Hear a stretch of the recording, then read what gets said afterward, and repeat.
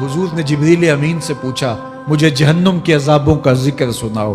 عرض کی حضور سب سے ہلکے عذاب کی کہانی سناتا ہوں، اور وہ یہ کہ جہنمی کے پاؤں میں آگ کا جوتا رکھا جائے گا، باقی پورا بدن اس کا سلامت ہوگا۔ یہ سب سے ہلکے عذاب کی کیفیت ہے۔ اب پاؤں میں آگ کا جوتا ہوگا، حدت، گرمی، شدت اتنی ہوگی کہ دماغ پگھل کے ناک اور کانوں کے راستے سے باہر آ جائے گا۔ پاؤں میں رکھے ہوئے جوتے کی گرمی دماغ کو ایسے چڑھے گی کہ وہ پگھل جائے گا اور ناک اور کانوں کے راستے سے باہر آ جائے گا۔ تو اللہ کے عذاب کے خوف سے چہرے بگڑ جائیں گے، حالت سلامت نہیں رہے گی۔ یہ بات ذہن میں رکھیں کہ اللہ جس کو جہنم میں ڈالے گا اس کو اس صورت میں نہیں ڈالے گا، یہ محمدی صورت ہے۔ یہ شکل اس کی چھین لی جائے گی اور اس کی شکل بڑی کر دی جائے گی۔ اس کا ایک ایک دانت احد پہاڑ جتنا ہوگا۔ احد پہاڑ کا پھیلاؤ 15 کلومیٹر پہ ہے۔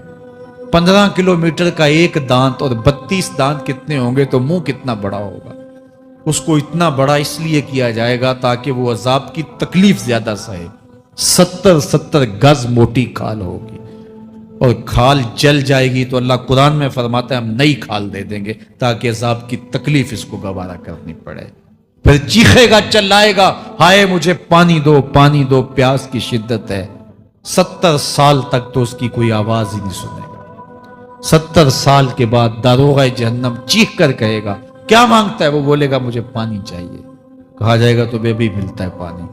پھر داروغہ جہنم اسے پانی دے گا، کوکا کولا کی بوتل دے گا یا پیپسی تھما دے گا یا منرل واٹر کی بوتل دے گا؟ نہیں، قرآن بتاتا ہے اسے مائے حمیم دیا جائے گا، کھولتا ہوا پانی، اور وہ اتنا گرم ہوگا جب پینے کے لیے چہرے کے قریب کرے گا اس سے اٹھتی ہوئی بھاپ کی وجہ سے چہرے کی کھال ادڑ کے اس کے اندر گر پڑے گی، لیکن اس کے باوجود اس کو پینا پڑے گا۔